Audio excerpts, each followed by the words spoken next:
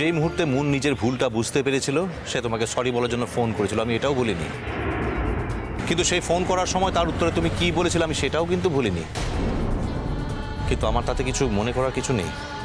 তোমার দিদি, তুমি কিভাবে ডিল করবে তোমার ব্যাপার, তা নিয়ে আমার মাথা ব্যথা নেই।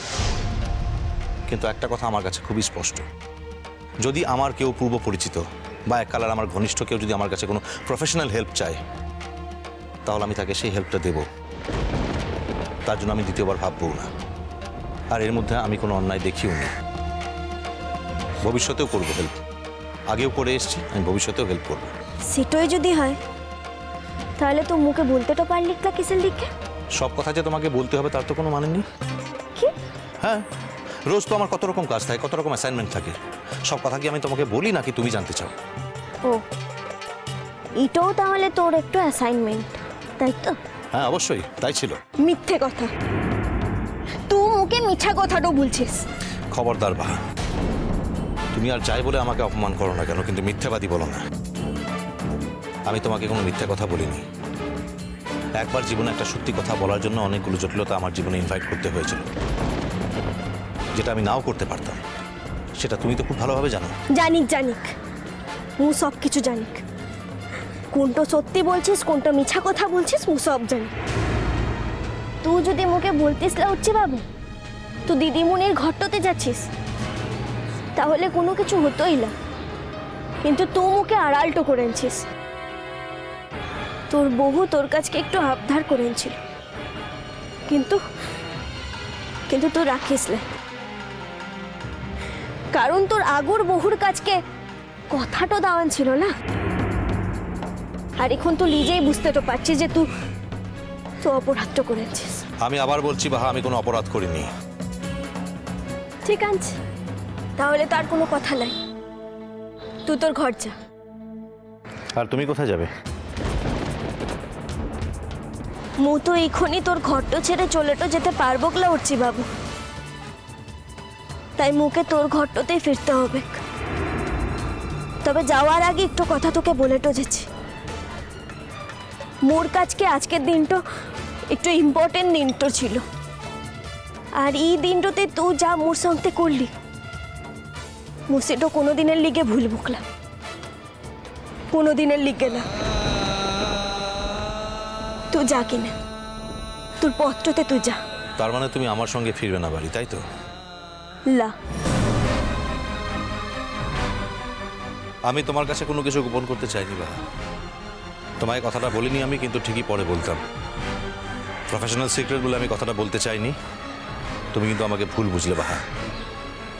মু কি তোর কাছকে কোনো ব্যাখ্যাটা চেঞ্জ হচ্ছে বাবু? চাইলাই তো, তাহলে এইসব কথাগুলো বলছিস কিসের লিগে? যা ঘরতে যা কেন।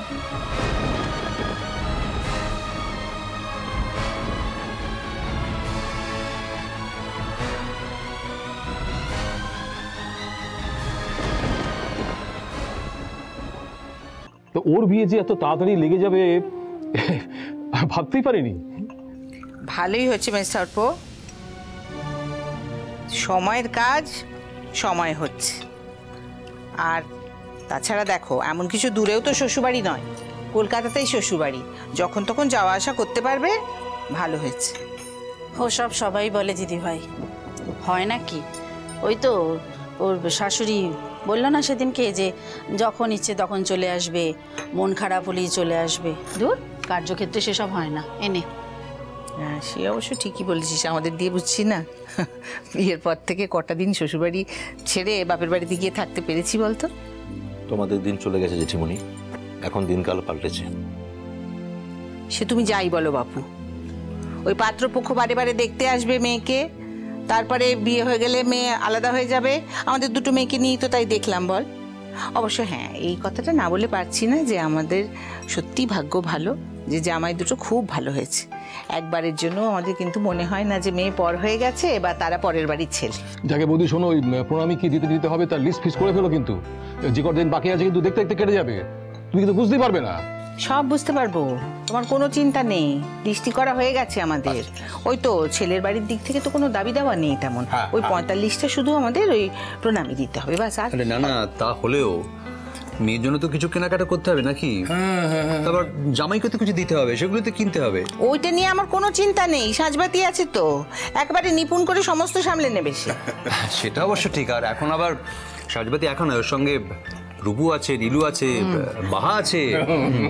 না তার কথা বলো না, তার তো এখন সময় টময় নেই, সারাদিন তো ওই কি সব চাকরির ইন্টারভিউ নিয়ে ব্যস্ত। কিরে উঠছি, বেরিয়েছে তো সেই সকালবেলা, এখনো তো ফিরলো না, জানিস কিছু? চিন্তা করো না, ঠিকই চলে আসবে। কথা হয়েছে তোর সঙ্গে? শুধু কথাই নয়, দেখাও হয়েছে। ও মাসি কি রে, দেখা হলো তারপর কোথায় গেল? তুই ওকে সঙ্গে করে নিয়ে এলি না? ও বুঝেছি, নিশ্চয়ই বোধহয় কিছু কাজ আছে ওর। নিয়ে এলাম না, নাকি তিনি তেজ দেখিয়ে সঙ্গে আসতে চাইলেন না? আজ যা করেছে সেটা শুধু অভদ্রতা নয়, চূড়ান্ত অসভ্যতা। ওর এই অন্যায়টা আমি কিছুতেই মানব না, এর দাম ওকে দিতেই হবে। আরে কি ব্যাপার? হ্যাঁ উঠছি। না না না, তুমি বসো বসো বসো বসো বসো।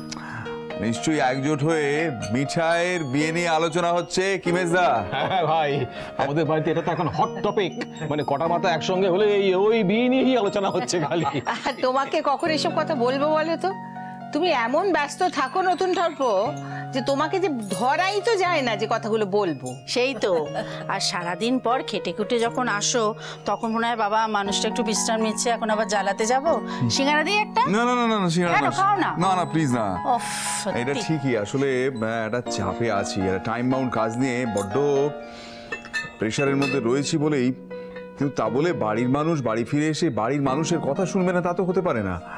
না, ইটস মাই ফল্ট, আমার দোষ। আমারই উচিত ছিল জিজ্ঞেস করা, কিন্তু আমি জিজ্ঞেস করিনি। আরে না না ডক্টর ঘোষ, সেরকম বিশেষ কিছু এগোয়নি, সবেমাত্র একটা প্রণামীর লিস্ট তৈরি হয়েছে। বাই দ্য ওয়ে অর্চি, তোমার সঙ্গে একটা কথা আছে। সেটা হচ্ছে যে মিঠাইয়ের বিয়ের খাওয়া দাওয়ার ব্যাপারে কি বন্দোবস্ত হয়েছে? দেখুন ডক্টর ঘোষ, আমাদের বাড়িতে তো কখনো কোনো কেটারার ঢোকেনি, এখনো 3 পুরুষের নিয়ম অনুযায়ী ঠাকুর দিয়ে রান্না হয়। ওকে ওকে, আমার একটা কথা ছিল অর্চি, ইনফ্যাক্ট কথাটা সবাইকেই বলার। হ্যাঁ বলুন না, মন খুলে বলুন না, আপনার কি পরামর্শ? মিঠাই যেমন আমার বোন, তেমন আপনারও তো ভাইজি। স্বীকার করছো? কি বলছো তমজিৎ? বলছো মানে? আরে আমরা তো সবাই সে কথা বিশ্বাস করি, আর তুমি তো আমাদের বিশ্বাস করতে সাহায্য করছো তমজিৎ। না তাই বলছিলাম। কিন্তু কথাটা কি?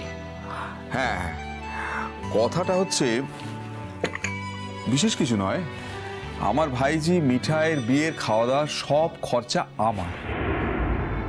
এই দেখো, না না না, সে কি কথা, তা কি করে হয়? না না না, মেয়ের বিয়ের জন্য একটু একটু করে টাকা জমানো হয়েছে ঠাকুরপো,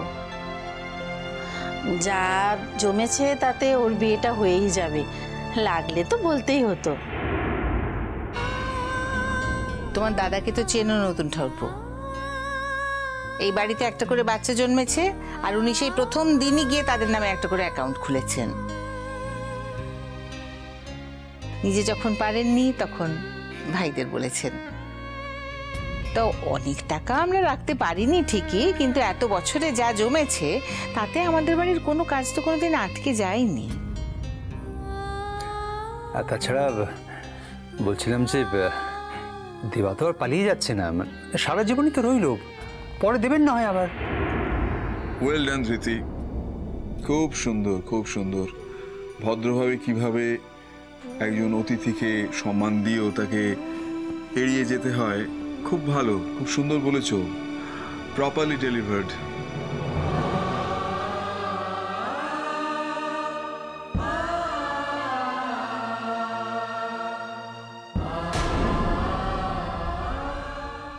সবকিছু কি তুমি ঠিক করবে নাকি? আমাদের বাড়িরও একটা শিক্ষা আছে। মো তো তাতে হাতটা বাড়াইলেই হচ্ছি বাবু, কিন্তু হি মোর পলাশ বনির ব্যাপারতে, মোর আত্মীয় দিগের ব্যাপারতে মো কথাটা বলবো, আর যেটো বলবো সেটাই হবে।